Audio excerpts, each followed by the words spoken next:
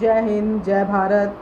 मैं अनीता चौधरी और न्यूज़ अड्डा इंडिया के इस प्लेटफॉर्म पे आप सभी का स्वागत है। खबर गुजरात से और पकड़म पकड़ाई मुंबई में। तीस्ता जावेद सी तलवार को गुजरात की एटीएस ने मुंबई से हिरासत में ले लिया है। हिंदुत्व और राष्ट्र विरोधी विचारधारा की विरोधी तीस्ता सी तलवार को गुजरात एटीएस ने मुंबई में हिरासत में लिया। अहमदाबाद क्राइम ब्रांच ने उन्हें पूर्व पुलिस अधिकारी आरबी श्रीकुमार और संजीव भट्ट के साथ कुछ अन्य के खिलाफ एफआईआर दर्ज करते हुए गिरफ्तार किया है। संजीव भट्ट पहले ही फर्जी एनकाउंटर मामले में जेल में सजा काट रहे हैं और तीस्ता सी तलवार गिरफ्तार हो चुकी हैं। आरबी श्रीकुमार भी पकड़े जा सकते हैं। इन पर 468 जाली कागजात के इस्तेमाल करना, 471 जाली दस्तावेज बनाकर असली के तौर पर इस्तेमाल करना, 194 फांसी जैसी सज़ा हो ऐसे झूठे सबूत गढ़ना, 211 नुकसान पहुंचाने के लिए झूठा आरोप लगाना, 218 लोक सेवक होते हुए भी रिकॉर्ड में गलत बनाना और गलत चीज़ों को दर्ज करना, 120 भी आपराधिक साजिश रचना जैसी धाराओं में मामला दर्ज किया गया है। यह कदम सुप्रीम कोर्ट की उस टिप्पणी के बाद लिया गया है जिसमें गुजरात दंगे मामले में सवाल उठाते हुए कहा गया कि कुछ लोग कड़ाही को लगातार खौलते देखना चाहते हैं। इसे तीस्ता सी तलवार के एनजीओ के संदर्भ में माना जा रहा है। सी तलवार उस केस की सह याचिका करता है जिसमें प्रधानमंत्री नरेंद्र मोदी को क्लीन चिट मिल चुकी है। गुजरात दंगे में तीस्ता सी तलवार इसको लेकर के चुनौती दी हुई थी। तीस्ता और उनके पति जावेद के खिलाफ यह भी आरोप है कि उन्होंने 2007 में बड़े पैमाने पर धन संग्रह अभियान शुरू करके दंगा पीड़ितों के नाम पर करोड़ों रुपए की धनराशि एकत्र करके लोगों के साथ धोखाधड़ी की और इन पैसों का हड़प गबन कर लिया। अदालत में यह आरोप लगाया गया था कि दान के माध्यम से जुटाए गए इन फंडों को युगल द्वारा शराब और विशिष्ट उपभोग के अन्य अय्याशियों पे खर्च किया गया है। अब ये जानने की ज़रूरत है कि तीस्ता सी तलवार के खानदान में क्या होता है और कैसे लोग हैं, क्या क्या हैं वो। तीस्ता सी तलवार के परदादा का नाम सर चिमन सी तलवार था। नाम के साथ सर लगा है, इसी से आप समझ सकते हैं कि अंग्रेज़ों के कितने खास रहे होंगे। जब जलियांवाला बाग के कारण देश की जनता उग्र थी तब अंग्रेज़ों ने उस कांड की जांच करने के लिए हंटर कमेटी बनाई थी। सर चिमन सी तलवार मोतीलाल नेहरू के खास मित्र थे। उनके पुत्र एमसी सी तलवार भी जवाहरलाल नेहरू के बेहद करीबी मित्र थे।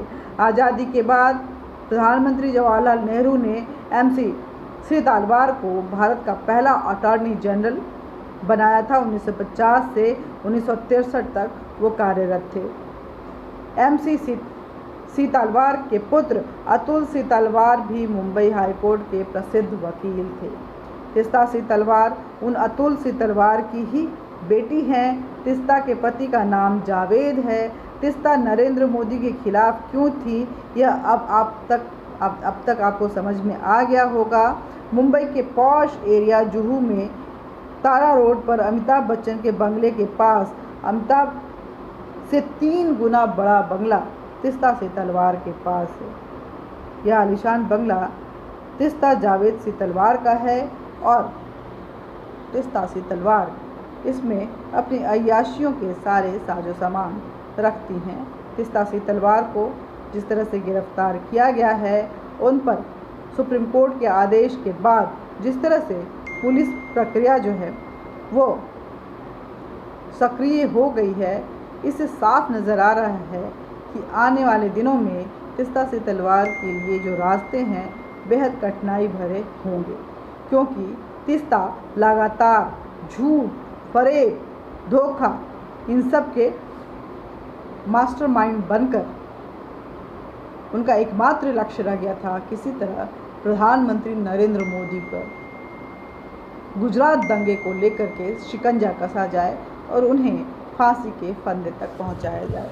देखिए, एक इंटरव्यू में अमित शाह ने भी कहा, जब प्रधानमंत्री नरेंद्र मोदी गुजरात के मुख्यमंत्री थे और उन्हें बार बार इस दंगे से जोड़कर उनको फर्जी तरीके से बार बार बुलाया जाता था, उनसे पूछताछ की जाती थी, तो वो चुपचाप वहाँ जाते थे, पुलिस के साथ सहयोग करते थे, अपने बयान दर्ज करवाते थे और चले आते थे।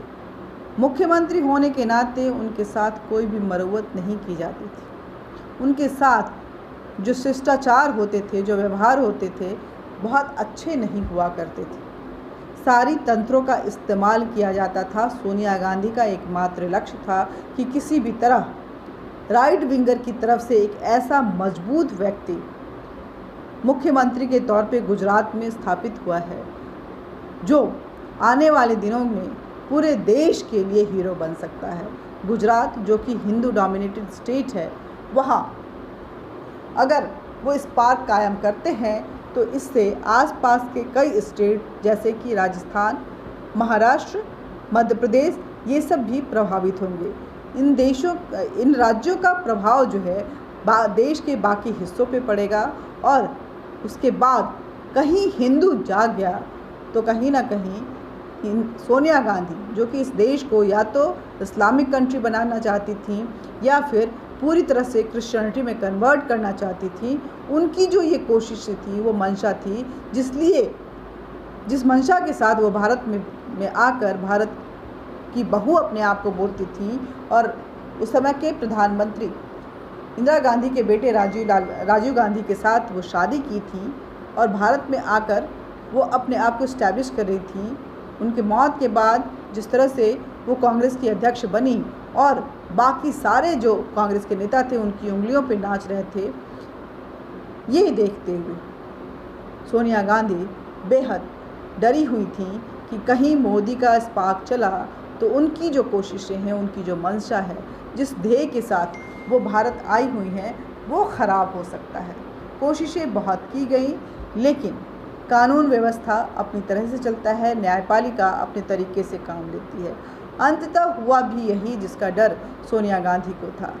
मोदी हिंदुत्व का वो बड़ा चेहरा बन गए जो हर हिंदू, हर सनातनी के दिल में बसने लगे। धीरे धीरे गुजरात दंगे के नाम पर मोदी को जितना बदनाम करने की कोशिश की जाती थी, मोदी उतने ही लोकप्रिय होते जा रहे थे। कई बार तो ऐसा हुआ कि अपनी ही पार्टी से नरेंद्र मोदी को समर्थन नहीं मिल पा रहा था। एक अमित शाह थे जो लगातार उनके साथ बने हुए थे, बिल्कुल छाया बनकर उनके साथ रह रहे थे। अमित शाह को भी इस केस में बुरी तरह से फंसाया गया था और उन्हें गुजरात से तड़ीपार कर दिया था। उन्हें गुजरात में घुसने देने की इजाज़त भी नहीं थी। अमित शाह जेल में रहे, गृह मंत्री थे वो गुजरात के, लेकिन उनके साथ कोई मरम्मत नहीं की गई। लेकिन आज क्या होता है, राहुल गांधी जो कि एक विपक्षी दल जिसका नाम है कांग्रेस, उसके नेता हैं, क्योंकि अब तो वो प्रेसिडेंट भी नहीं रहे, वो अध्यक्ष भी नहीं हैं, उसके नेता हैं। साउथ में वायनाड से सांसद हैं। उनकी बस खासियत यही है, लेकिन उनके ऊपर न जाने कब से नेशनल हेराल्ड को लेकर के उनके ऊपर और उनकी मां के ऊपर फर्जीवाड़े का केस चल रहा है। इस केस में कांग्रेस के ज़माने में भी सुब्रमण्यम स्वामी ने ये केस दर्ज किया है और उसको लेकर के जो कोर्ट है उसमें सुनवाई चलती रही है। ईडी ने ये मामला बहुत पहले दर्ज किया हुआ है।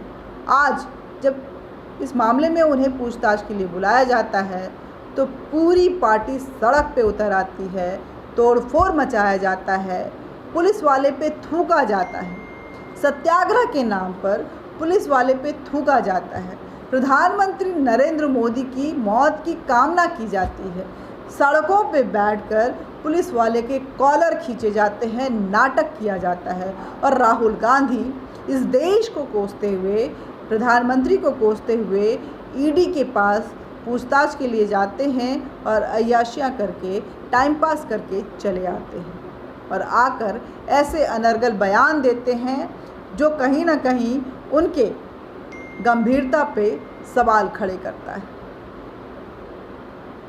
ये है तीस्ता सी तलवार और ये है कांग्रेस से उसका संबंध, ये है उसकी मंशा और ये है कांग्रेस जो एक देश विरोधी पार्टी बनती जा रही है। और इसकी शुरुआत बहुत पहले से हो चुकी थी।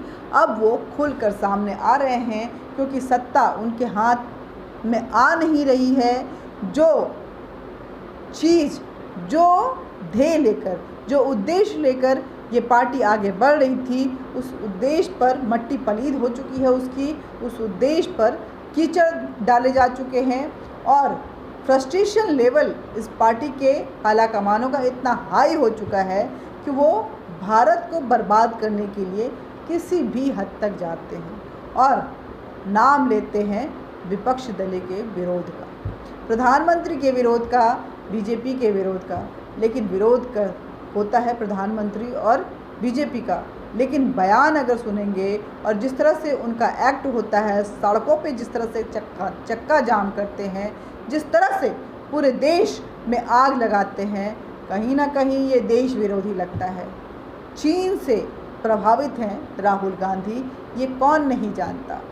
चीन की सबसे अच्छी दोस्त है सोनिया गांधी, ये कौन नहीं जानता। चीन और कांग्रेस पार्टी का नहीं बल्कि चीन और गांधी पार्टी का एक पैक्ट हो चुका है, ये कौन नहीं जानता। और इस पैक्ट के तहत दोनों कितने करीब हैं ये भी हम सभी जानते हैं। राहुल गांधी उसी दोस्ती का फ़र्ज अदा कर रहे हैं और सोनिया गांधी इस तरह से अपने उस उद्देश्यों को स्टैब्लिश करने की कोशिश कर रही हैं। जय हिंद, जय भारत। मिलते रहेंगे और आपका समर्थन भी हमें मिलता रहेगा, ऐसे हम उम्मीद करते हैं। इसलिए न्यूज़ अड्डा इंडिया को ज़्यादा से ज़्यादा सब्सक्राइब करें, बेल बटन दबाएं ताकि आप तक नोटिफिकेशन पहुंचाए। हमारे इस वीडियो की सच्चाई को जन जन तक पहुंचाइए, ज़्यादा से ज़्यादा शेयर कीजिए और कमेंट बॉक्स में आप अपने विचार ज़रूर लिखिए, साथ ही लाइक कीजिए ताकि हमारा भी मनोबल बढ़े। नमस्ते।